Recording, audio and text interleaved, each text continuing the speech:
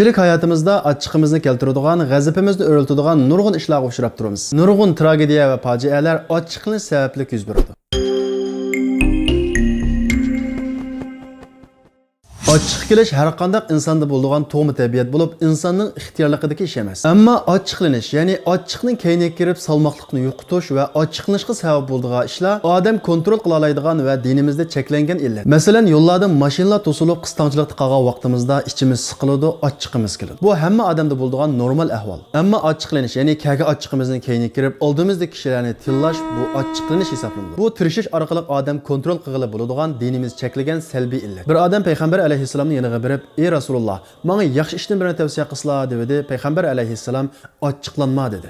Bu odam yana takrar so'radi. Payg'ambar alayhissalom yana ochiqlanma dedi. Payg'ambar alayhissalom ochiq kelishdan emas, ochiqlanishdan to'sdi. Ya'ni ochiq kelgandan keyin ochiq sababli qiladigan yomon harakatlardan to'sdi. Chunki ochiq kelish Rasulullohdan yuz bergan normal tabiat bo'lib, Rasululloh ochiqni keltiradigan ishlarga uchraganda ochiqdan yuzlari qizirib ketgan, ammo ochiqlanmagan. Ochiqni yutish va apuchallik Qur'on Karimda jannat ahli bo'lgan taqvodorlarning sifati bo'lib, "Val kaziminal g'ayz" degan iborat bilan ifodalangan. Arab tilida kazama degan so'z suv bilan liq to'ldirilgan tulumning og'izni ching itib olishni ko'rsatadi. Demak, oyatda deyilgan jannatga loyiq taqvodorlar ochiq ichiga liq to'shgan bo'lsa-mu, ching tutib olganlarni ko'rsatadi. Birdamlik ochiqni yutish va apuchallik jannatga loyiq kishilardan bo'lishimizga sabab bo'ladi. Ochiqning keyniga kirish pushaymonga, xato hukm chiqarishga va mehr-muhabbatlarning uzilishiga sabab bo'ladi. Ochiqlanish tan sog'lomligimizga intayin ziyonli bo'lib, qalb kasalliklari mutaxassisi Dr. Lampert Rachel Amerika Yale universitetida elib berilgan tadqiqotda oshkorlashicha, ochiqlanish tufayli yurak so'qish ritmsizlik kasalligiga giribtor bo'lish ehtimolligining 10 hassa ortiq ekanligi. Bu kasallik giribtor bo'lganlarning to'satdan o'lib ketish ehtimoli borligini ta'kidlagan. Dinimizda ochiqlanmaslik, muloyimlik ibodat, shundaqla mehribonlikning manbasi. Mehribonlik Allohga bog'lanishning asosi. Payg'ambar alayhissalom muloyim odamni payg'ambar bo'lishga eng yaqinlashgan odam deb sifatlagan. Ochiqlanmaslik, muloyimlik hissiyot va aqlni zo'rlab kontrol qilish orqali qadam-qadam yetiladi. Payg'ambar alayhissalom hadisda muloyimlik o'zini zo'rlab muloyim bo'lish bilan yetiladi degan. Ochiqlanishdan saqlanishning bir qancha usullari bor. Birinchi usuli